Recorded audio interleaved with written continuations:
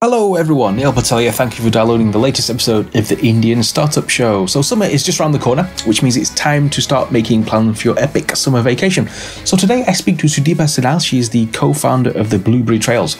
Blueberry Trails specialises in personalised holidays to locations within India and around the world. Exciting stuff. So she left her day job at 26 to commit to her travel bug and cater to group travellers to exotic destinations.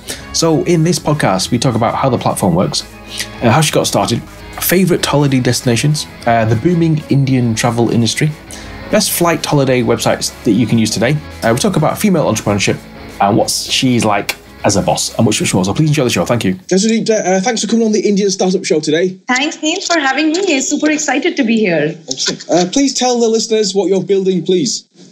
Okay, yes. So I'm the co-founder of the Blueberry Trails. We are an experiential, personalized travel company. We design holiday packages meant for those who are looking for, a more immersive travel experience than the usual sightseeing. So that's our, travel philosophy, and we design holiday packages around that to suit your needs. So to suit your budget, to suit your sensibilities, to suit your interest. And that's what we've been doing for the last 6 years, based out of Mumbai, Excellent. India. Excellent. How did you come up with the idea? Can you remember the actual light bulb moment? Sure. So, like most people who start off, I was stuck in a, corporate job, and so was my business partner. And we thought of doing something a little different in the Indian travel landscape. Then, holidays were mostly about the usual, the usual path and, doing a lot of sightseeing and stuff like that. But we wanted to break the mold over there. So we started off with these offbeat weekend trips from Mumbai, where, we would inculcate elements of music. For example, we would take an indie band and and go camping with them and put up a show, in the outdoors, or do a movie screening, or go stargazing.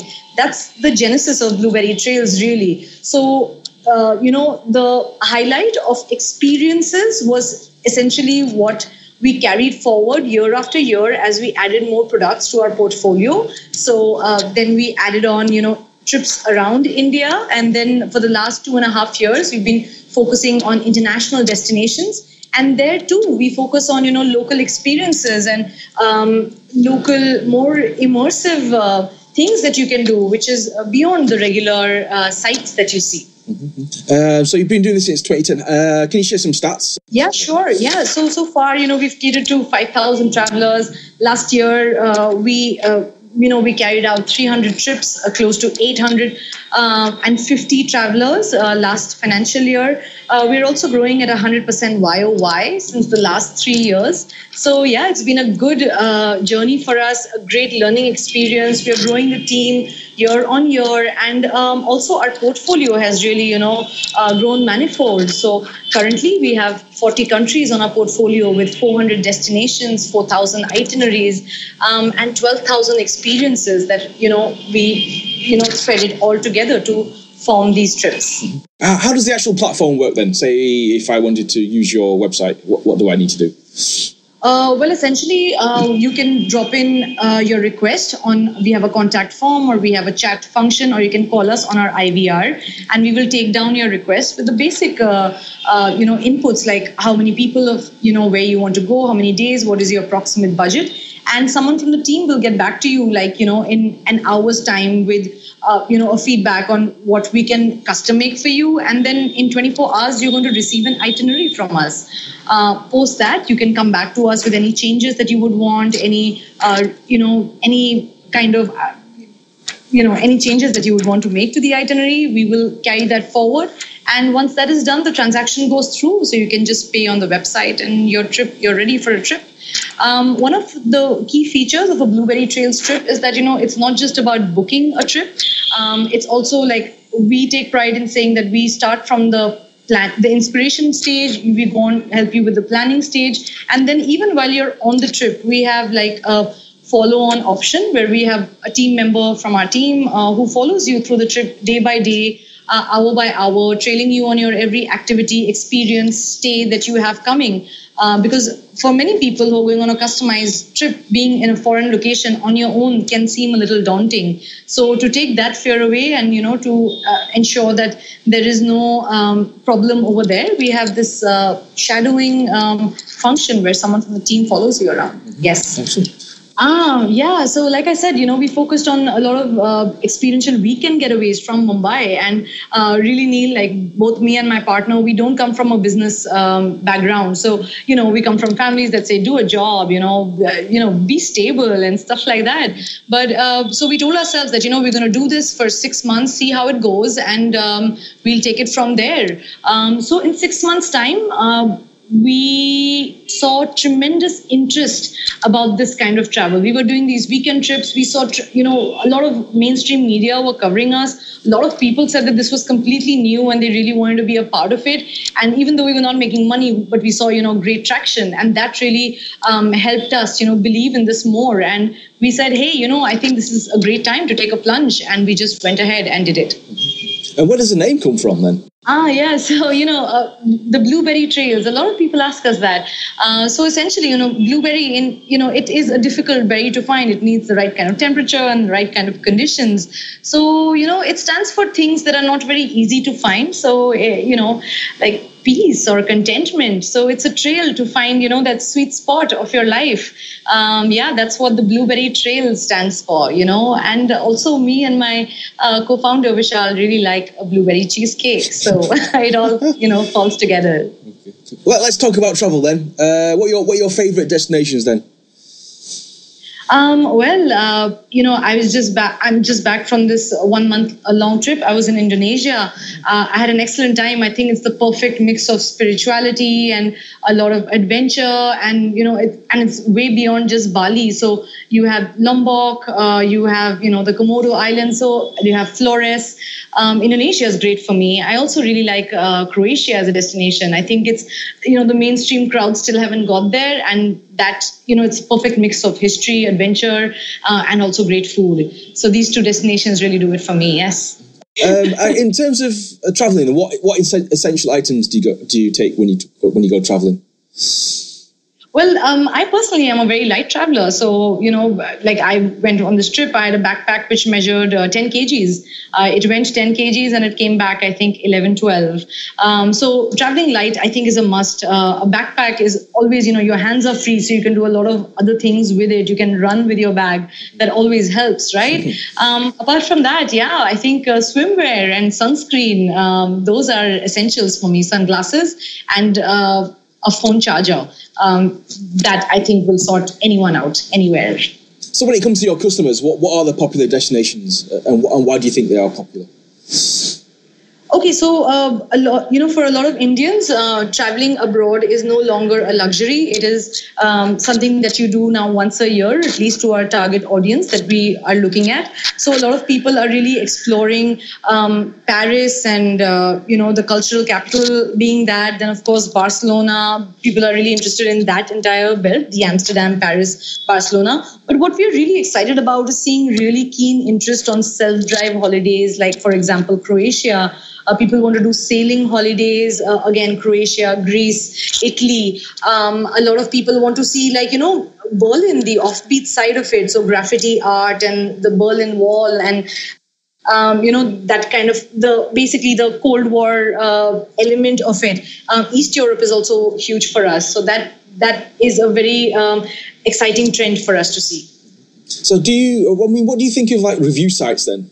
Like TripAdvisor, I mean, do you actually believe them, or do you think they're making stuff Absolutely. I mean, for a business too, it really, makes a lot of sense. So even if we have a vendor somewhere, and we are monitoring their TripAdvisor reviews all the time, and if they fall short of, a 4-star or something on those lines, we have to, have a chat about their service standards and stuff like that. If it doesn't work up to our expectations, we'll have to drop reviews. But I think review sites are amazing for the traveler who don't use travel agencies like us, them too, and even for travelers who use us. We tell our travelers that, okay, you're staying in XYZ hotel, and they go and they check the reviews on TripAdvisor or Booking.com, sometimes Yelp, and I think it serves a huge huge message in being very transparent with your end travelers. I think that's super helpful for any business. And do you stay in hotels or do you use Airbnb? I mean, is Airbnb big in India? Airbnb is huge in India, but more so for the traveler who's planning the trip on his own. So if you're looking for people who are going to Europe or going to these places for a longer haul, like say for a month or 20 days or something, for the typical holiday crowd, they still prefer to stay in hotels, and that's a given. But also they're curious about Airbnb, but some factors like picking up the key from the owner, then these last moment cancellations, which unfortunately sometimes happen, that makes a few Indian travelers a little uneasy, so they choose to stick with a hotel. There are a lot of boutique hotels in the locations that we cover, so we try to get in on that, so you have a mixture of both, the traditional architecture and the vibe of the place. At the same time, it's not just a very hotel cold food kind of a experience. So we try to merge both these things together, and we always keep our customers right in the heart of the city. That also helps being close to all the sites. Excellent. We have listeners outside India. Yes. They may want to go to India, first time visitors. Where should they go? Any tips? Absolutely, yes. People who are coming to India. So India is vast. So it would always make sense to do like a longer haul, like maybe a month. If you have more time, then I would suggest 3 months. But essentially, if you're coming to India, then you must check out the Himalayas. I mean, they are a different world altogether. I mean, different world from the world that I live in here in Mumbai, or where you live in, maybe, in London.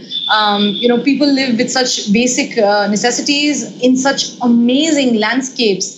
And at the same time, they're so happy. So it's definitely a lesson in Zen.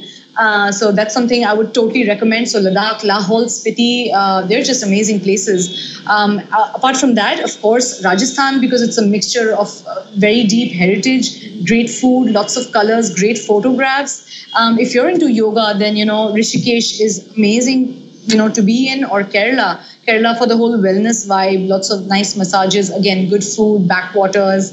So yes, that's what I would recommend. If you're looking for, to party, then of course come to Goa. Goa is great. So go to South Goa. They have a really nice party culture. I think I got all those elements covered for a typical, first-time traveler to any country. Excellent. Okay. Let's talk about the business then. In terms of marketing, how are you getting customers to the website? Is it email or social media? Absolutely, yes. So we are, we've kept our website very open. So we are big on social media. We have close to over 1 lakh followers on Facebook. We have over 11,000 on Instagram. We're on Twitter. We're 4,000 plus. So we focus heavily on content. So we have blogs coming out. We also focus a lot on word of mouth. So, travelers who come back, they're happy with our trips. Their testimonials mean a lot to us because we have a 40% return rate of customers. That really helps us, being in the personalized travel field. Like I said, we're big on content. We also focus a lot on PR, but these are all people who reach out to us. And, we get presence in the media. That helps an offbeat brand like us. And what are your thoughts on the Indian tourism industry? It must be getting bigger and bigger, right? Yes, absolutely. It is growing every year. So currently, the personalized travel market is a $1 billion industry in India, and that's customized travel. That itself, speaks volumes about the kind of work that there can be. Also, earlier, it used to be just about packages and flight bookings. Even the bigger players like a Make My Trip Yatra would focus on that.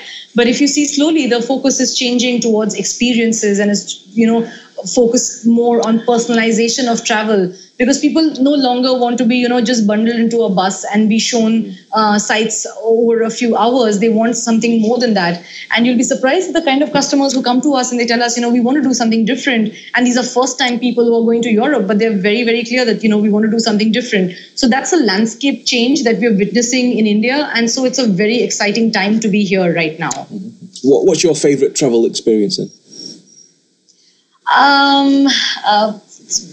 My favorite travel experience. Okay, so that's just opening a candy store for me, and I have to choose one. But essentially, I'm quite big on like I really like food. I think food is a great way to experience a place. So cooking class somewhere would be great. Also, there are these sites like Eat With, or if you have these private diners that people host in their house.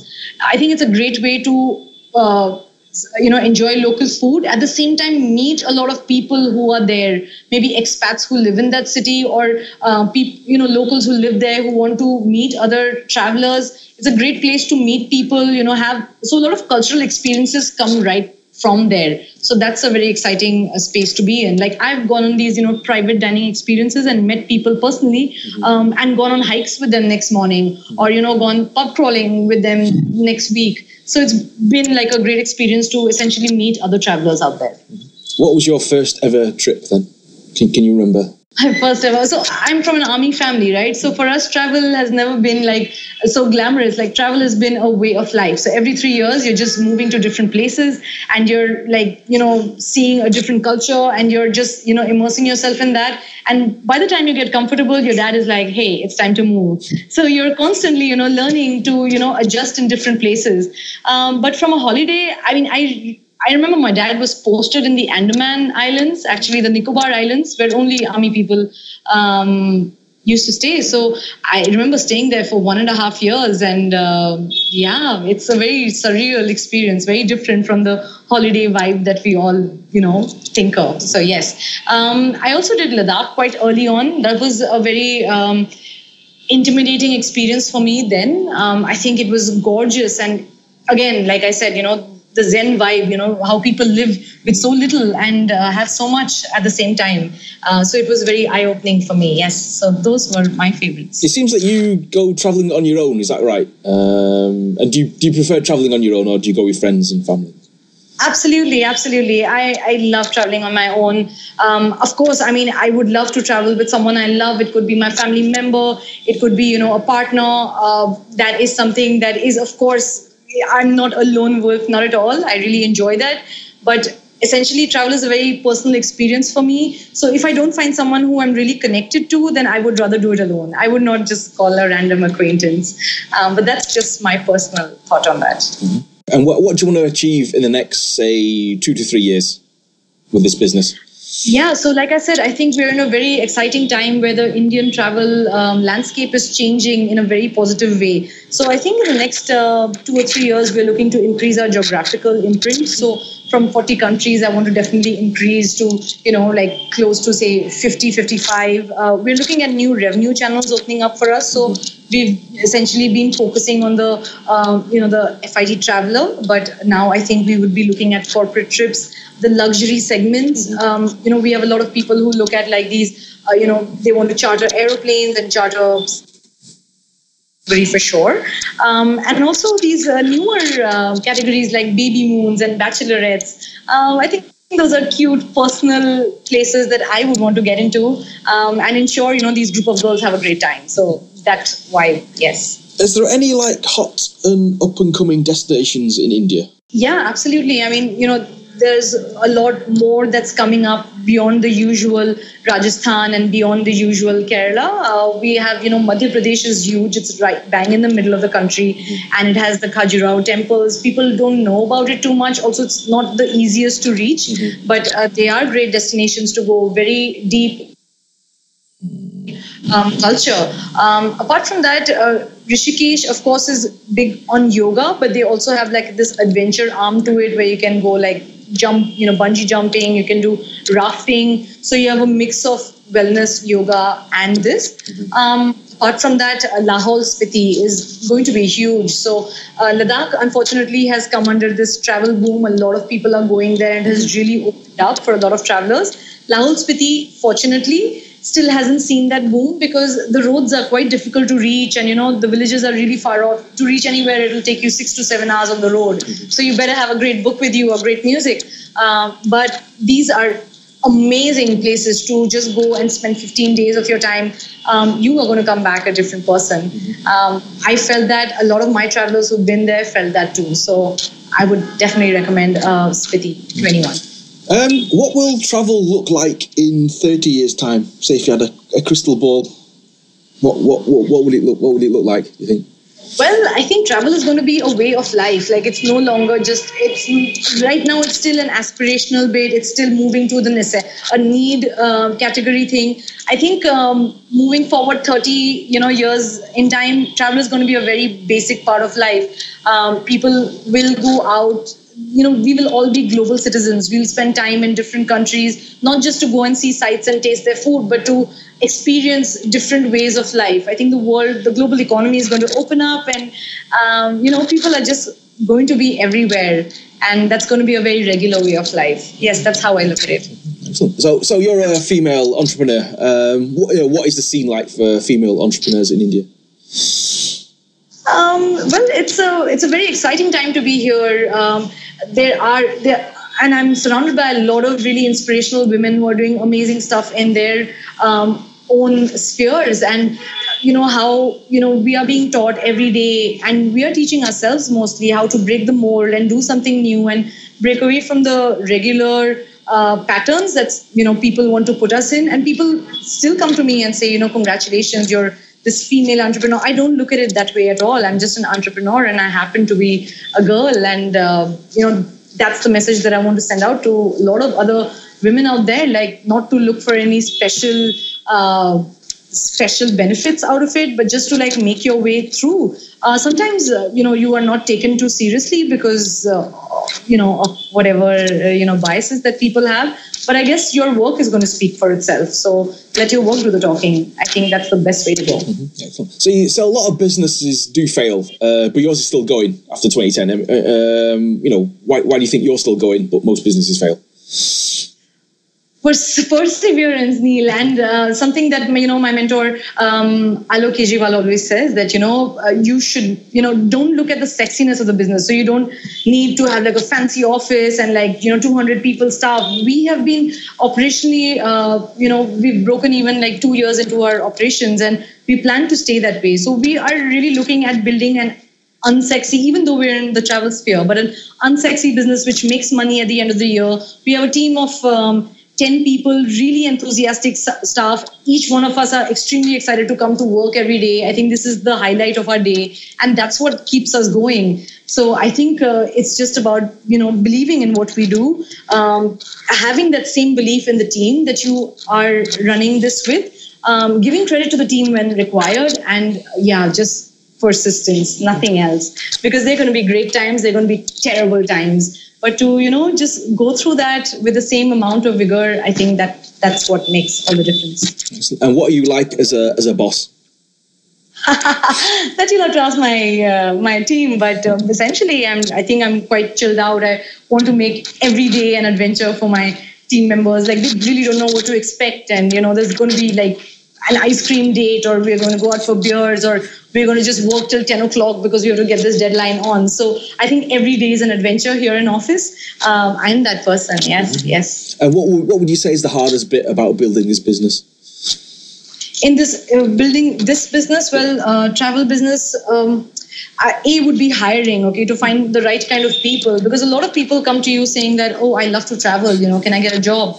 But they don't get it. Running a travel business is like running any business. And, working for a travel company does not mean that you'll be sitting in the Himalayas or, sitting in some beach in Indonesia. It means just putting your head down and doing real hardcore work. So finding the right mix of people who are excited about this and are committed to it, I think that is one of the toughest bit of this. And also seasonality. So now, because we've been doing it for so many years, we're used to it. But there are good season, high season, low season. So that's something, if you're not used to it, it can break your heart. So that would be a tough bit. Yes. Mm-hmm. Excellent. So let's say I want to go on holiday. Are there any websites you would recommend in terms of flights and hotels that you use?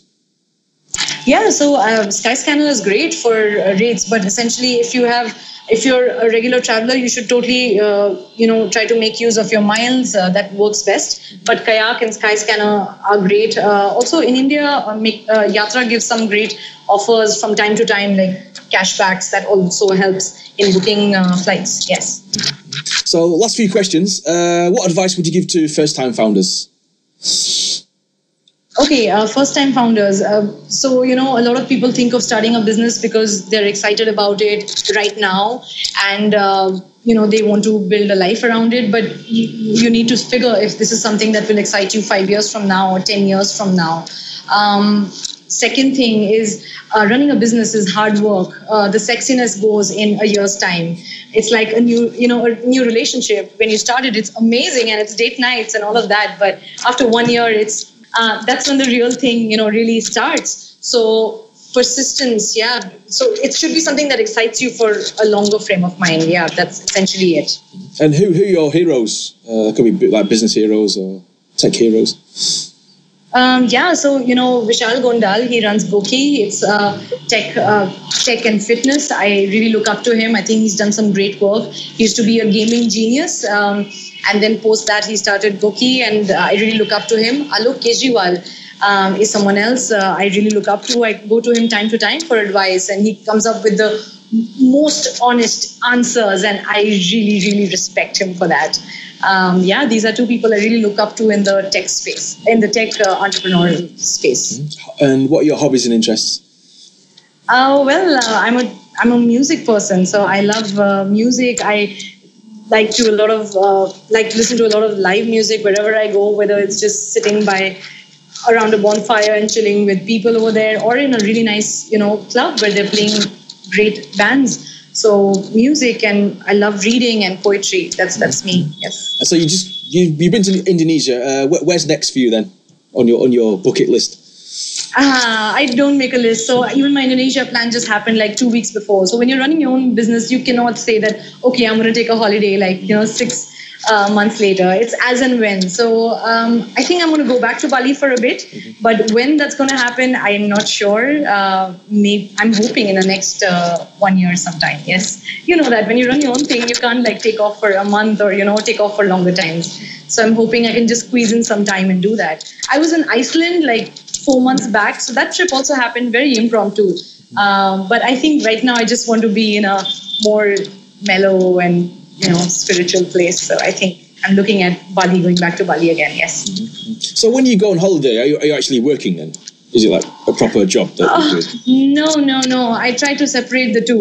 So it depends. So when I went to Iceland, it was more of a recce that I was doing because we were adding that onto our portfolio. So I was not working, but yes, basically learning the laws of the land. But on other trips, for my last trip that I went to, I was not working at all. I was just on my own because sometimes you just need to get away to come back to it all. Yes. Excellent. So last question then, for people who want more information on Blueberry Trails and you, how do they connect? Sure, you can get in touch with us. Our website is www.theblueberrytrails.com. We're also on Facebook, The Blueberry Trails. We're on Instagram, Blueberry Trails, and also on Twitter. You can get in touch with me. I'm on Instagram. I'm called Moonlight Kingdom. Moonlight Kingdom, wow. Okay, cool. Sudeepta, thank you for coming on the show today. Thank you so much, Neil, for having us. This was amazing. Thank you for that. Excellent. And have a nice day. Thank you. Cheers. Thanks to Sudeepta for coming on the show today. That's the end of the show. If you liked it, please leave a rating and review of the show. Search for the Indian Startup Show on iTunes, Stitcher and Overcast. We are also on Pocket Casts, Downcast, Instacast, Pocket and Apple TV. If you're building something exciting, please send me an email, hello@neilpatel.co, or tweet at Indian Startup SH, or you can go to facebook.com/Indian Startup Show. Would love to connect. Thank you and goodbye.